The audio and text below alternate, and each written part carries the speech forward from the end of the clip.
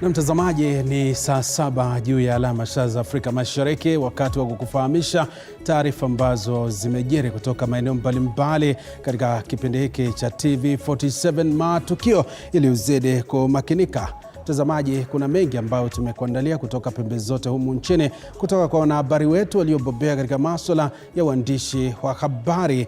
Na mtazamaji, hivi sasa tutakuwa tupate baadhi tu ya taarifa ambazo tunazitupia jicho. Naarifiwa kwamba tutazidi kusonga mbele. Wanakwetu wananiita Joash Onsare. Muungano wa viongozi wa upinzani kutoka eneo la Mlima Kenya maarufu Kamwene Unity Forum, unaoongozwa na kinara wa NARC Kenya Martha Karua, umekutana na wajumbe kutoka maeneo mbalimbali nchini kuzindua matawi yake. Viongozi waliohudhuria ni akiwemo Martha Karua, Jeremiah Kioni na wengineo. Kwa sasa wanahutubia wanahabari. Tuvuke tusikize kile wanachokisema kwa sasa. Of the people of the mountain. Basically 14 counties, mountain and diaspora. And it is for us to talk about our interests, political, economic, social, cultural, spiritual, and also to unite us so that we solidify our voice, so that the voice of Kamwene becomes the voice of the mountain. And that's one of the resolutions today, that we consolidate our voice under Kamwene, so that when we speak, you will hear the mountain roar. You can add, my colleagues can add. No, there are no two truths. The truth is one, and we have told you what we are about. Unless you have some additional questions, you will do better at plenary, because plenary will reach certain resolutions binding on all of us, which will be in about an hour's time. What we are about, as a matter of fact, we should tell you, Nagikuyu, what we are about is the region and the interests of the region. And just for clarity, politics is about interests. So those detractors who get edgy simply because the mountain is acting together, hakuna haja ya kufanya hivyo. Politics is about interest, and we, the people of the mountain, stand up in the Republic of Kenya to state our case. Thank you. There are clear indications of political, economic annihilation of this community. And it starts slowly. We ignored the very negative campaign that was unleashed to our people more than 4 or 5 years ago. And we thought that people will be able to differentiate between everything that is right and what is wrong. We are now paying dearly as a community. We have seen very punitive decisions taken by the current regime, and we cannot see any light at the end of the tunnel. It's for that reason that we have come together as people from the same region to think together and forge one common approach, both economically and politically. And when you see our political parties being targeted for dismantling, it is our political base that is being killed. When you see punitive financial policies being put in place, that is what we thrive on as a community. And we have come together as Kamwene to front those and to make sure that we champion on behalf of the community from all those fronts. It's not a political party, it is a forum to ensure that we champion that which belongs to us and we believe in. Mchana peupe. Just a quick one. The National Dialogue Committee is in Nakuru, just drafting the report. What is your take about what they're supposed, the final document they're going to submit to Parliament? And number two, it is too early for campaigns. Mtazamaji, tukiachana na taarifa hiyo, tuangazie taarifa nyingine. Bodi ya kudumisha viwango vya ubora nchini KEBS imefanya kongamano lake la kwanza na wataalamu wa teknolojia habari na mawasiliano katika jiji la Mombasa kuhamasisha kuhusu viwango mbalimbali vya kimataifa vinavyoibuka ili kuongeza ufanisi kazini na kuongeza uaminifu miongoni mwa huduma wanazozitoa. Kaimu mkurugenzi wa viwango vya maendeleo na biashara Zakaria Lukorito ametangaza kuwa timu hiyo pia ilielimishwa zaidi kuhusu viwango vinavyohitajika ndani ya taaluma yao na jinsi gani vinaweza kuhakikisha uwezo bora wa mfumo wa usimamizi wa usalama wa habari ISMS. Wakati wa kuadhimisha siku ya viwango duniani siku ya Jumatatu, KEBS ilizindua viwango ibuka 116 humu nchini vinavyolenga chakula, kilimo, uhandisi na mfumo wa usafiri ambao utasaidia kupunguza ajali za barabarani. Them to enhance competence in what the IT professionals and practitioners do, and those who are willing, we also get them certified according to international standards ISO IEC 17024, which requires that the applicants will need to be, they have to practically demonstrate competence in what they do before they can be certified.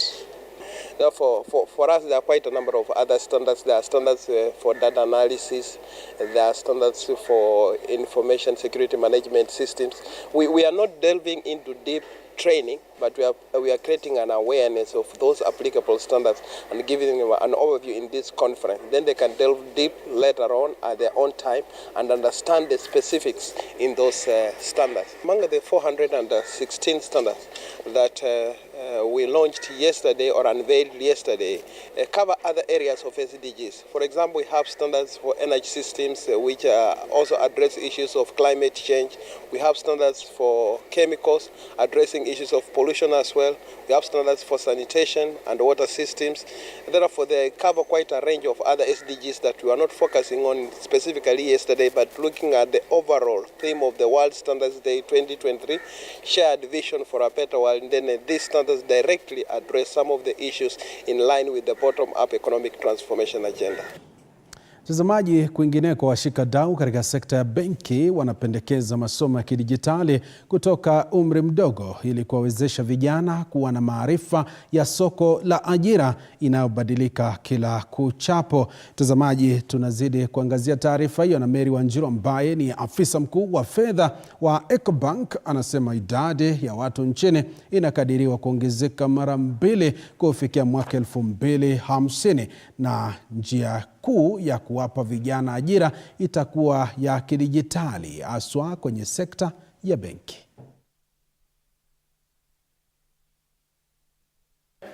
Currently, and it's set to be finalized in the next few days, we are donating 25 HP all-in-one computers. The computer lab has a capacity of 25, so at least at any given time, 25 students from this home will be able to utilize those computers that we've donated today. For the year 2024 academic year, we will educate at least 7 students throughout the entire, high school, at least the first year in high school.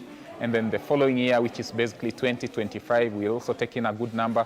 And then 2026 also will take in a good number.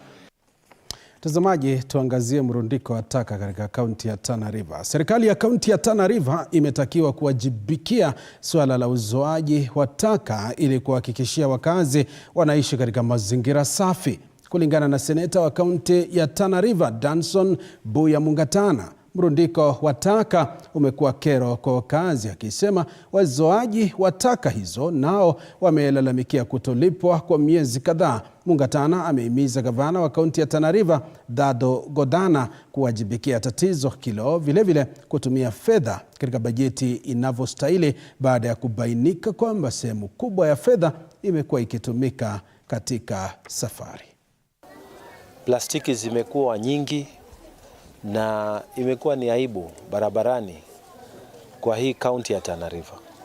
Na nimekuja kuona ya kwamba kuna wale ambao walikuwa wanazoa taka, na si Bura peke yake, lakini hata sehemu za Garseni, na wanalalamika kwamba kazi walifanya na mpaka leo hawajalipwa, na wameambiwa wako katika pending bill.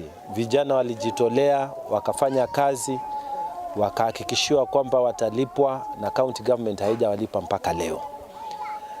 Kwa hivyo sisi tunamwambia gavana aache kuchukulia watu wa Tana River kama ni watoto wadogo.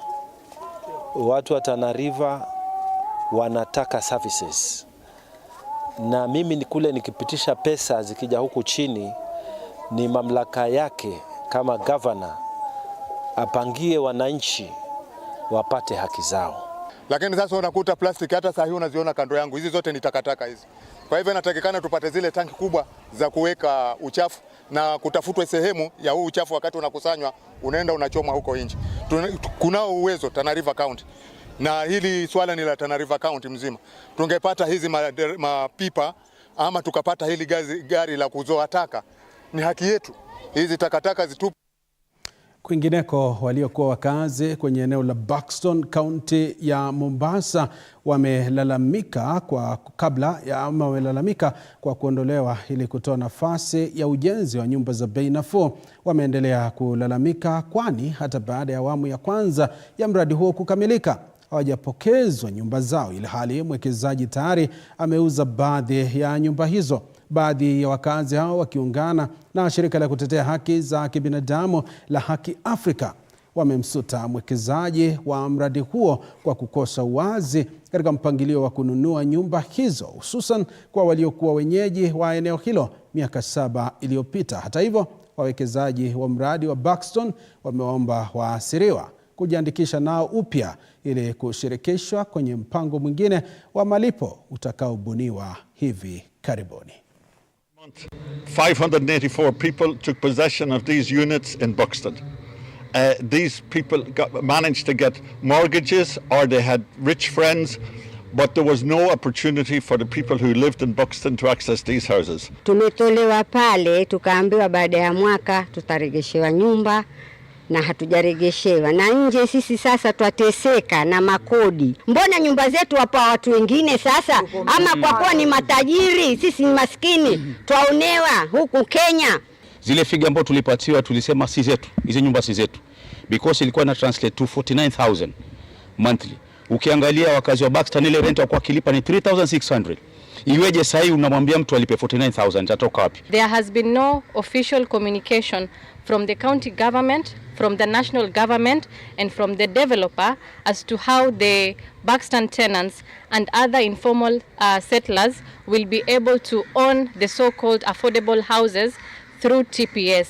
Sisi kama Buxton tutakuwa tunaanza kuchukua majina, manake mwanzo tukikumbuka ni kwamba walipokuwa wanaondolewa walipatiwa compensation, na baadaye wakapatiwa ahadi kwamba watapatiwa preferential prices. Sasa hii watakuwa wanaweza kulipa pesa kidogo kwa muda mwingi, labda miaka 10, 15, 20, na baada wamemaliza kulipa watakuwa wamiliki wa zile nyumba kabisa. Na hili ndio lilikuwa lengo la mradi huu na ajenda hii ambayo kufikia sasa rais bado anaiendeleza.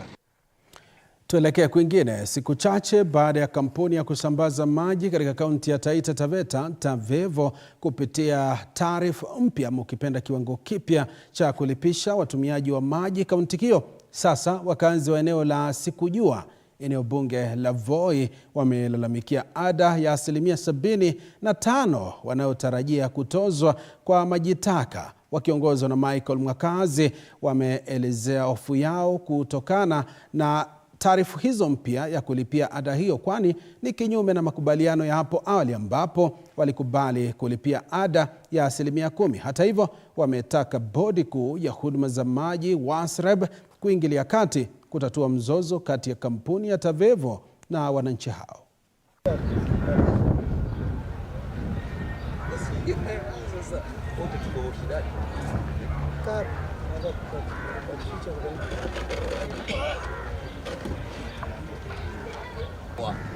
isipokuwa ni njia sasa ya kutaka kukandamiza mwananchi.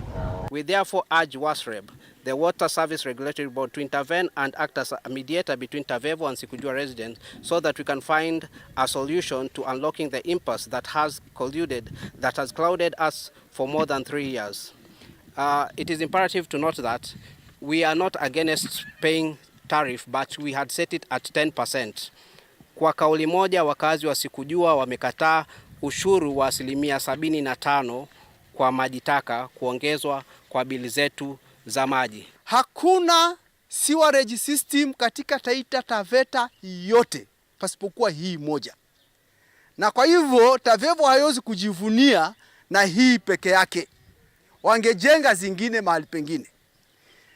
To add on insult to us, hawa watu wa Tavevo na ex-hosters wengine hapa Voi yote nzima wanakuja wanamwaga uchafu wao hapo, na ni sisi tumejenga. Je, hawa ex-hosters wametozwa nini? Tutahitaji tujue. Lakini hili jambo la sisi kutozwa 75% of the water bills tumelikataa katakata. Na ajabu ni kwamba walipofika kwa ofisi zao wakasema kwamba hao watu waliketi nao wamekubali. Tunashangaa walikubali huo mkutano walifanyia wapi? Mahali wametusukuma sisi hatutaweza. Tuko tayari hata kuchimba septic zetu sisi wenyewe kama itakuwa ni lazima tulipe hiyo ada yao ambao wanataka. Hata kwa miaka hii 30 shida ambayo tumekuwa tukipata katika sewage ni mara moja au mara mbili kwa mwaka. Block mahali moja ama kona nyingine, na tuna vijana hapa wako hapa huwa wanafanya kuzoboa hizo ni. Ninashangaa leo watu wanataka kuweka kampuni nzima waanze kucollect kitu kama 600,000-700,000 kwa mwezi kwa pesa ambazo kwa kazi ambayo ilishafanywa kitambo. Mtazamaji, tuangazie taarifa nyingine. Wanafamasia wameitaka kamati ya bunge ya afya kutafakari upya mapendekezo matatu ya marekebisho ya mswada wa mamlaka ya dawa ya Kenya mwaka 2022 KDA 2022. Wanafamasia sasa wanasema ikiwa ni pamoja na marekebisho hayo matatu yatapunguza viwango vya Kenya na kupunguza uwezo wake wa ushindani, huku ikiruhusu nchi za kanda kuchukua udhibiti wa soko. Mswada huu ambao unafadhiliwa na mbunge Robert Pukose ulisomwa kwa mara ya kwanza mnamo Novemba 9 mwaka 2022. Committee report. Committee have consulted experts. So today we are here telling you the problem that we are having today for pharmaceutical industry in Kenya is not a problem of pharmaceutical technologists. We don't manufacture. We know we import. Pharmacists import. Today you see a molecule of amoxicillin to up to the shop because of poor pharmacy practice. The problem we are having today is not a problem of pharmaceutical technologists. It's a problem of our pharmacists who want to open a wholesale and sell even to the quack. It's a problem of regulation from the board who have allowed mushrooming of chemists everywhere. Please, and when they speak, they don't even look at the facts. We have 5,000 trained pharmacists. But you go to PPB, which is our regulator, only 1,400 are in community practice. 300 have chemists, pharmacists. Today we have 40,000 chemists against the 5,000 pharmacists and the 12,000 pharmaceutical technologists. So, please MPs, I know you want to legislate on regulation. That time will come. This KDB bill should sail through the way it is, so that we save our Kenyans, so that we support our president on universal health care. Because that's what we want to say. Universal health care is about reaching that man on the ground. And that person we are reaching is that sick patient. MPs, when you... Mtazamaji, tuangazie taarifa nyingine kuu hapa, na ni kwamba Rais William Ruto amekiri kwamba ni heshima kubwa kwa taifa la Kenya kwa mwenyeji wa Uingereza kupitia ziara yake Mfalme wa Uingereza Charles wa III na mkewe Malkia Camilla. Mfalme huyo ameratibiwa kuwasili nchini Oktoba 31 na kutamatisha ziara yao tarehe tarehe 3 Novemba mwaka huu. Tamko ama kauli yake Rais Ruto inajiri baada ya kufanya kikao na balozi wa Uingereza nchini Kenya Neil Wigan kwa matayarisho ya ziara ya mfalme na malkia. Ruto ameongeza kuwa ziara hiyo ni dhihirisho tosha la uhusiano mzuri uliopo kati ya Kenya na Uingereza. Mfalme na malkia wanatarajiwa kuzuru kaunti za Nairobi, Mombasa na maeneo jirani.